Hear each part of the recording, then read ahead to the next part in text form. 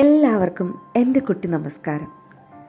ഇന്ന് ഞങ്ങൾ എല്ലാവരും കൂടി ഒരു സ്ഥലം വരെ പോവുക, എൻ്റെ ഗ്രാൻഡ് മദറിൻ്റെ വീട്ടിലേക്ക്. ഞങ്ങൾ എപ്പോഴും പോവാറുള്ള വീടാണെങ്കിൽ പോലും ഈ ഒരു ദിവസം ഞങ്ങൾ എല്ലാവരും ഒരുമിച്ച് അവിടെ ഒത്തുകൂടും. ഞങ്ങൾ കസിൻസ് എല്ലാവരും ഞങ്ങളുടെ ഗ്രാൻഡ് മദറിൻ്റെ ഫാദറിൻ്റെ ഓർമ്മ ദിവസം. എന്നാൽ പിന്നെ നമ്മുടെ അമ്മച്ചീനെ വേഗം ഒന്ന് ഒരുക്കിയേക്കാം എന്നോർത്തു. പക്ഷേ ഇന്ന് അമ്മച്ചി ഭയങ്കര ദേഷ്യത്തിലാണ്. എന്നെ വെറുതെ ചീത്ത പറയുന്നതാണ് നിങ്ങളീ കാണുന്നത്. അമ്മച്ചിക്ക് ഭയങ്കര ദേഷ്യമാണ്. അമ്മച്ചിക്ക് എപ്പോഴും ഞാൻ പറഞ്ഞിട്ടില്ലേ മൂഡ് സ്വിങ്സ് ഉണ്ടെന്ന്. അപ്പം ഇന്ന് രാവിലെ അന്യായ ദേഷ്യത്തിലാണ്. സന്തോഷവും സങ്കടവും ദേഷ്യവും എല്ലാം കൂടെ മിക്സായിട്ടാണ് അമ്മച്ചിയുടെ ഇപ്പോഴത്തെ ക്യാരക്ടർ. അത് ഒരു ദിവസം തന്നെ ഇതെല്ലാ ഇമോഷൻസും ഉണ്ടാവും. അമ്മച്ചിയുടെ വീട്ടിൽ പോവാമെന്ന് പറഞ്ഞപ്പോൾ ആൾ ഭയങ്കര ഹാപ്പിയായി. അതുവരെ ദേഷ്യമായിരുന്നു.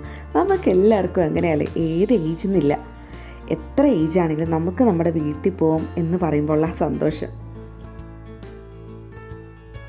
അതിലും സന്തോഷമാണ് ആ അമ്മച്ചിക്ക് മേക്കപ്പ് ചെയ്യുമ്പോൾ. ഞാൻ പറഞ്ഞിട്ടില്ലേ, മുടി ചീക്ക് കൊടുക്കാൻ വേഗം പറഞ്ഞു, ക്രീമൊക്കെ ഇട്ടുമോ എന്ന് ചോദിച്ചു, പൗഡറൊക്കെ ഇട്ടുമോ എന്ന് ചോദിച്ചു, എൻ്റെ ചെരുപ്പ് എവിടെയാണ്, എല്ലാം സെറ്റല്ലേ, എൻ്റെ വടി വേഗം എടുക്ക്, അങ്ങനെ എല്ലാം പറഞ്ഞ് അമ്മച്ചി ഒരുങ്ങി സുന്ദര കുട്ടിയായി നമ്മുടെ കുഞ്ഞു കുസൃതിയുടെ കൂടെ പുറത്തേക്ക് വന്നു.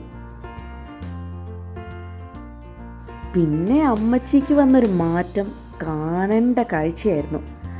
എന്ത് എക്സൈറ്റഡ് ആയെന്നറിയോ.